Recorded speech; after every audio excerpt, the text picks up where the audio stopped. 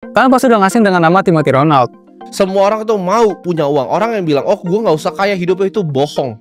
Dia bilang dia pinter kok sebenarnya, tapi dia nggak mau cari uang. Enggak, dia bohong karena dia goblok. Timothy ini dikenal sebagai investor keuangan dan investasi yang identik dengan aset bernama Bitcoin. Karena seperti kita tahu nih, kalau Timothy ini punya keyakinan sangat kuat terhadap aset Bitcoin itu sendiri.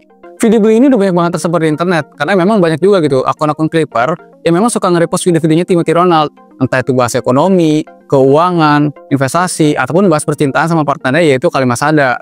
Sebenarnya gue adalah salah satu penontonnya dia tuh dari sebelum dia tuh viral karena kopi 80.000. Karena gue tuh ngikutin dia dari tahun 2021. Dan seingat gue dari pembahasan itu ya kurang lebih sama gitu. Bahas ekonomi, keuangan, investasi. Cuman bedanya dulu tuh udah lebih ke saham daripada ke Bitcoin atau ke kripto. Mungkin bagi lo yang udah ngikutin dia dari lama, pasti tau lah kalau ada perbedaan yang signifikan dari cara dia tuh tampil di media yang dulu sama yang sekarang. Karena kalau yang dulu kan dia kelihatan lebih tenang, lebih kalem gitu ya kan. Sedangkan kalau sekarang, dia tuh kelihatannya lebih keras, lebih ambisius, dan lebih apa adanya. Tapi apapun personalitinya, gue yakin itu semua disetting untuk di media. Makanya jujur ketika waktu itu dia viral karena kopel 80.000, gue sebenarnya nggak begitu kaget gitu. Karena ya gue nggak tahu kalau itu emang dari setting. Cuma bagi orang-orang yang baru nontonin dia, gak heran gitu kalau banyak yang ke-trigger, bahkan sampai ngebandingin dia sama investor keuangan yang waktu itu viral karena binary option. Tapi nih ya, setelah dari viralnya Timothy Ronald, semuanya itu soalnya berbanding terbalik banget itu. Yang dulu banyak menghujat dia dan ngata-ngatain dia, sekarang justru banyak orang termotivasi sama dia, bahkan ngejadiin dia itu sebagai inspiratif atau sebagai role model mereka gitu di dalam kehidupan mereka. Sebenarnya nggak masalah ya kalau kita tuh punya role model atau sosok inspiratif gitu. Karena menurut gue salah satu motivasi terbaik dalam hidup ini adalah dengan kita tuh punya mentor atau nggak punya sosok role model yang kita tuh yakin kalau semuanya itu nggak mustahil gitu. Tapi dari viralnya Timothy Ronald, gue melihat ada beberapa hal yang aneh dari beberapa pengikutnya yang gue rasa kurang bijak gitu menanggapi motivasinya Timothy Ronald. Di sini gue tekanin lagi ya. Beberapa pengikutnya yang kurang bijak menanggapi motivasinya Timothy Ronald. Model Facebook ini menurut gue berbahaya dan justru melenceng daripada fungsi punya role model itu sendiri. Nah apa aja itu? Makanya di video kali ini gue bahas kenapa banyak orang itu terobsesi sama Timothy Ronald dan kenapa banyak orang itu justru terobsesi untuk jadi Timothy Ronald itu sendiri. So, disimak sampai habis.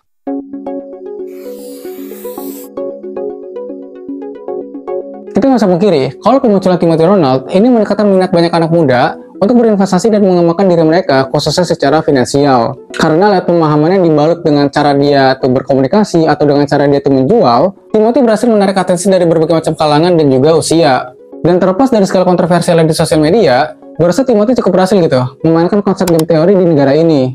Hal pertama kita nggak usah pungkiri adalah Timothy ini adalah sosok yang sangat langka dan gue rasa nggak akan mungkin gitu semua orang itu bisa sampai di titik beliau, even di-compare sama hidupnya selama puluhan tahun. Maksud gue tuh untuk anak usia 20 tahun yang punya harta melimpah, itu gue rasa sangat mustahil gitu untuk sampai ke sana. Kecuali bapaknya bos tambang, kalau nggak punya kebun sawit. Karena gue rasa untuk mendapatkan kekayaan yang sangat fantastis di usia muda, itu kita harus mengambil atensi banyak orang, dan juga mengeksploitasi suatu industri yang belum banyak orang lihat, tapi industri ini akan laku ke depannya.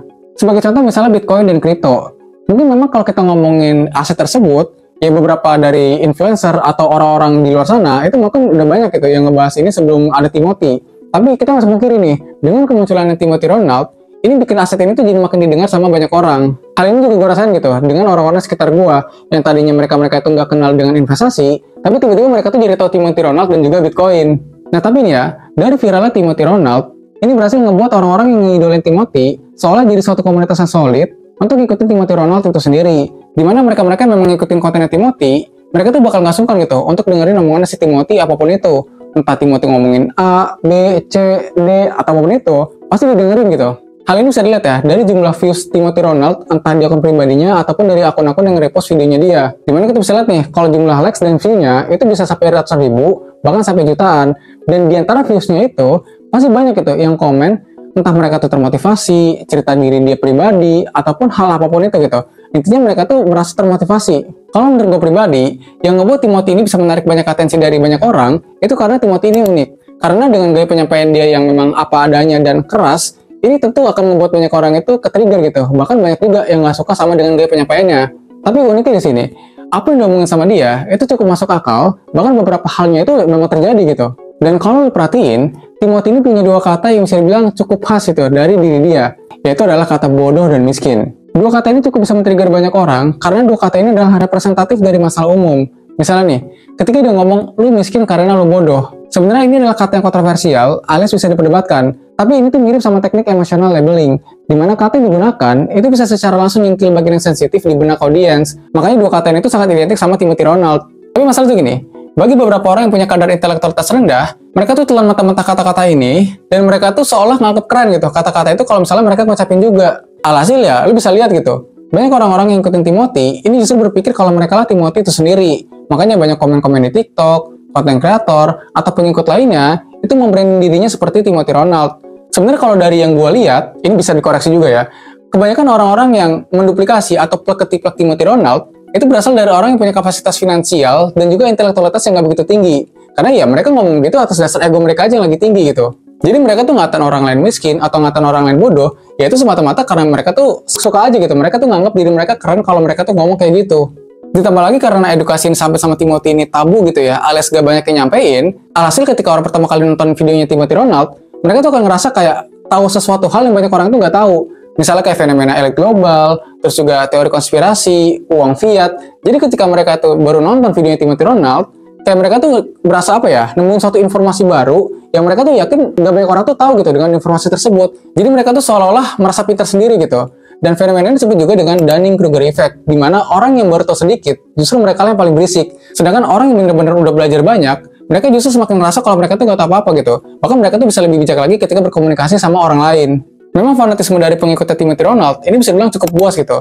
Bahkan mereka tuh gak suka jadi garda terdepan ketika ngeliat idolanya itu disenggol atau nggak dikritik. Dan sebenarnya fanatisme masyarakat terhadap influencer tertentu itu disebabkan karena parasocial relationship, di mana walaupun hubungan itu cuma satu arah, tapi kita ngerasa seolah hubungan ini dua arah. Atau dengan kata lain, ketika kita banyak nontonin video influencer kesukaan kita tuh ngerasa udah kenal sama dia gitu. Kita tahu gaya bicara dia, kita tahu kesukaannya dia, dan seolah kita tuh tahu gitu semua hal terhadap diri dia. Akhirnya muncullah perasaan emosional yang palsu, tapi ini kerasa nyata.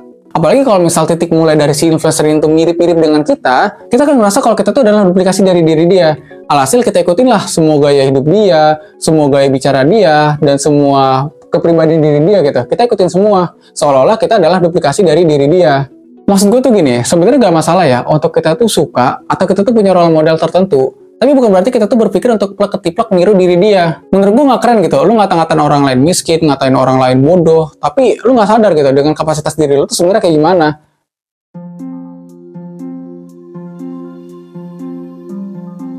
Terlepas dari segala kontroversinya Timothy Ronald di sosial media, kita harus akui nih, kalau Timothy ini menimbulkan minat banyak anak muda untuk berinvestasi dan juga mengembangkan diri mereka. Karena di tengah banyaknya konten-konten hiburan yang seringkali gak mendidik, sosok Timothy ini justru membawa narasi berbeda yang ngedorong anak muda ini untuk lebih sadar akan literasi finansial, produktivitas, dan juga pengembangan diri.